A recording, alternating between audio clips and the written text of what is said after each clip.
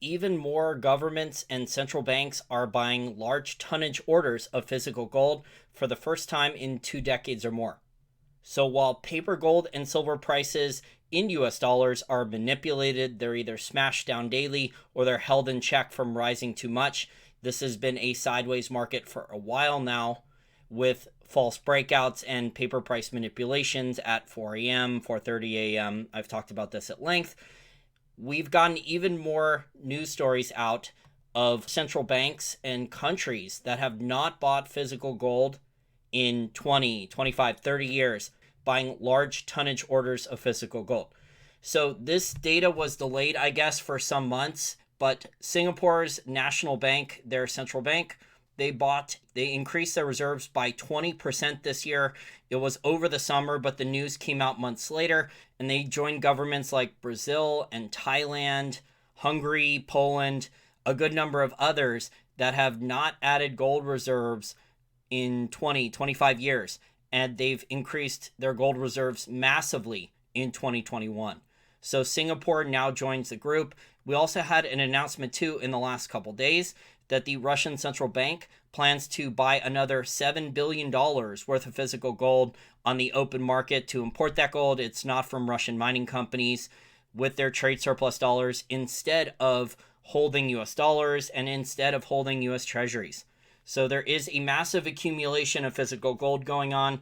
This physical gold is going from Western G7 countries to Eastern European countries, to Asian countries, and to emerging market countries, because a lot of these countries do not want to hold US treasuries long term. The demand for US treasuries is nowhere near what it was 5, 10, 15, 20 years ago. So gold is one of the main beneficiaries of this. It is not the Chinese yuan, and definitely not Chinese government bonds. Also, I wanted to talk about silver. The low paper silver price in US dollars has resulted in a big spike, as you can see there on the right hand side of your screen, in Indian silver imports. So the low silver price, you have Indian private sector investor demand taking advantage of the much lower physical silver price. Large tonnage orders are coming back into the market from India. Also, private sector demand in China is starting to rapidly rise. I've covered this in videos over the last 6 weeks for physical demand, for investment demand, for physical gold in China, and also for gold jewelry demand. Those are up enormously, so please check out those videos. Also, physical silver demand in China is starting to rise now too, along with platinum demand.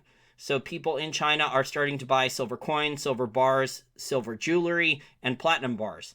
I've heard that from contacts both in Hong Kong and in mainland China, that demand for silver and platinum is also starting to rise. It's not quite as much as demand for gold, but with the increase in gold premiums, and I think I heard that over the last week or two, premiums on the Shanghai Gold Exchange got up to $14 an ounce for premiums. So some people, instead of paying those high premiums, what they are doing instead is buying silver and platinum.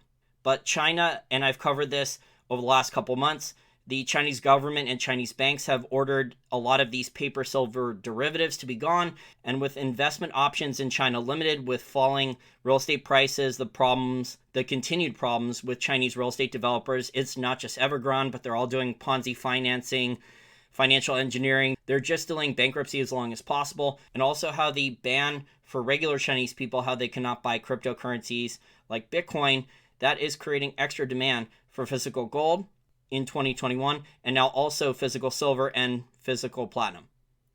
Finally, if you like content like this and want to help keep content like this free so it doesn't all end up behind a paywall, there are now over 190 articles and audio podcasts exclusive for patrons, all for the cost of a Starbucks cup of coffee. I think it is one of the best deals out there. There's a lot of content, research, financial education, and analysis that you will not find anywhere else. I go in depth on the uranium market, precious metal royalty and streaming companies. In the last 22 or so weeks, there are 35 new articles and audio podcasts, including 4 new long audio podcasts out in the last 2 weeks on the uranium market update, the Q3 earnings for gold miners, geopolitical risk in Latin America, Mexico, and other countries for mining companies. And then my latest audio podcast was a 25-minute long audio podcast on Sandstorm Gold News. They just had quite a few pieces of good news that are obviously not priced into the stock, but they will be in the coming years, potentially setting up a big move in the long term, as some of their other royalty and streaming assets, those mines are now under construction or starting construction in the next couple months and will cash flow in the near future. And again, this is all for only $5 a month, the cost of a Starbucks cup of coffee, if you want to check out all the articles and audio podcasts behind the paywall. It helps keep content like this free, because I really don't make any money from YouTube. That's the truth. Or any of the other content upload websites. I wouldn't make any money from there either. So if I could wrap up this short little video very quickly, yes, paper gold and silver prices in US dollars are still heavily manipulated. However, a lot of the mining companies on the supply side, a lot of the primary silver miners are not making investments into new silver projects. You're not going to see a lot of new silver mining supply coming online in the next 3 to 5 years. In fact, it's going to be the exact opposite. A lot of silver miners, and another silver miner in the last couple weeks, another producing silver miner, Hochschild Mining, just bought Amarillo Gold. So even more silver miners are moving away from silver and into gold. This is good long term for the supply side for silver. In the short term, it doesn't really matter, but you're seeing a lot of buyers for physical investment demand from India for physical silver, a big increase, as you can see there with the chart on the right hand side of your screen. Look at the big import spike, the big demand spike, investment demand out of India. And central banks are enormous net purchasers of physical gold, whether that is Russia, whether that is Brazil, whether that is Thailand, whether that is Poland, whether that is Hungary. And now Singapore joins the list of the half a dozen or so, I think it's more than that, but it's half a dozen or so countries and central banks that have not made large gold purchases for the last 20, 25, 30 years. And in 2021, they bought enormous tonnage orders of physical gold and increased their physical gold reserves by 20% or more. So add Singapore to the list. I would not be shocked in the next 6 to 12 months if you see this trend continue. What I would be shocked about is if gold and silver prices stay at these levels, especially with costs to mine higher and supply problems for the miners.